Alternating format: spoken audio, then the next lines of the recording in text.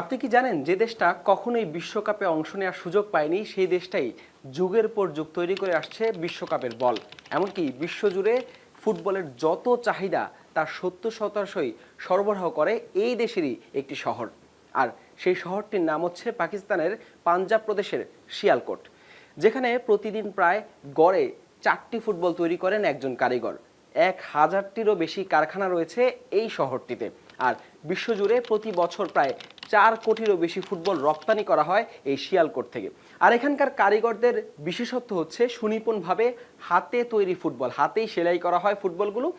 এবং 19 শতকের শেষ দিকে সে সময় ব্রিটিশ সেনারা তারা যখন ফুটবল খেলতেন, বল যখন ছিঁড়ে যেত সেই চামড়া সেলাই করার জন্য সেখানকার স্থানীয় যে চামড়ার কারিগর আছে তাদের কাছে পাঠাতেন।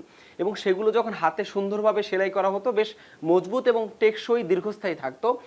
পরবর্তীতে 1889 সালের দিকে বাণিজ্যিকভাবে ফুটবল তৈরির কাজ শুরু করে এই শিয়ালকোটের যেসব কারিগররা রয়েছেন, এবং ব্রিটিশ সেনারা বিশ্বব্যাপী সেখানকার তৈরি ফুটবল দিয়েই খেলা শুরু করেন।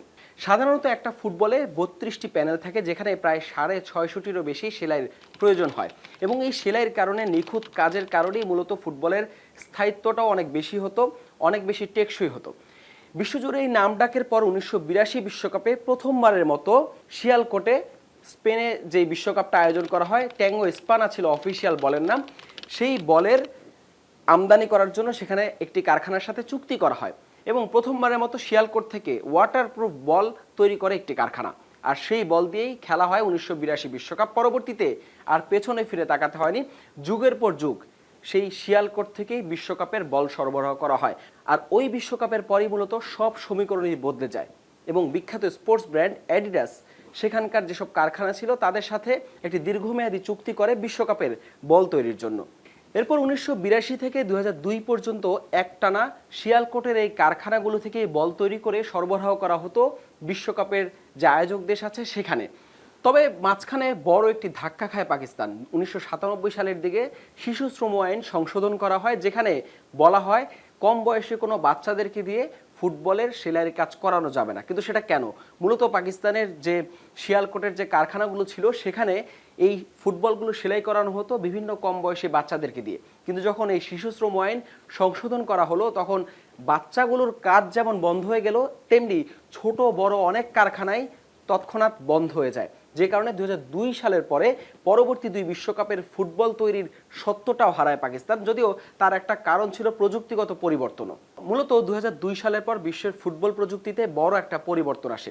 প্রথাগত যে 32টি প্যানেল আছে সেগুলো থার্মো বন্ডিং বা হিট মেশিনের মাধ্যমে জোড়া লাগানোর কাজ ততদিনে বেশ জনপ্রিয়, সেটা থাইল্যান্ড এবং চায়নাতে। কিন্তু তখনও শিয়ালকোটের কারখানাগুলোতে প্রযুক্তির সেই ছোঁয়াটা লাগেনি, যে কারণে অ্যাডিডাস সেই কারখানাগুলোর থেকে সত্যটা নিয়ে 2006 বিশ্বকাপের জন্য থাইল্যান্ড এবং 2010 বিশ্বকাপের জন্য চায়নাকে বেছে নেয়। তাদেরকে এই দায়িত্বটা দেওয়া হয়। সেখানে আধুনিক প্রযুক্তির মাধ্যমে 2 বিশ্বকাপেরই ফুটবলটা তৈরি করা হয়।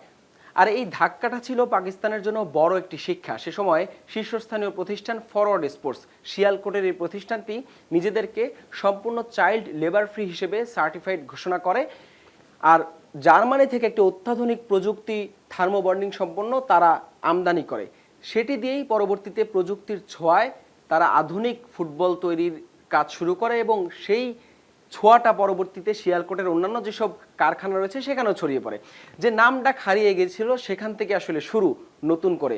এবং 2014 বিশ্বকাপে অ্যাডিডাস বল সরবরাহকারী প্রতিষ্ঠান হিসেবে চায়নার একটি কোম্পানির সাথে চুক্তি করে, কিন্তু সময় মতো সেই বলের যোগান দিতে না পারায় পরবর্তীতে ভাগ্য খুলে যায় শিয়ালকোটের সেই ফরওয়ার্ড স্পোর্টসের, যাদের কাছে পুনরায় অ্যাডিডাস যায় এবং একটি চুক্তি করে 2014 বিশ্বকাপের বলের জন্য। আর সেখান থেকে আসলে আর পেছনে ফিরে তাকাতে হয়নি। 2018, 2022 এমনকি চলতি 2026 বিশ্বকাপের সেই বলও তৈরি করেছে এই বিখ্যাত ফরওয়ার্ড স্পোর্টস।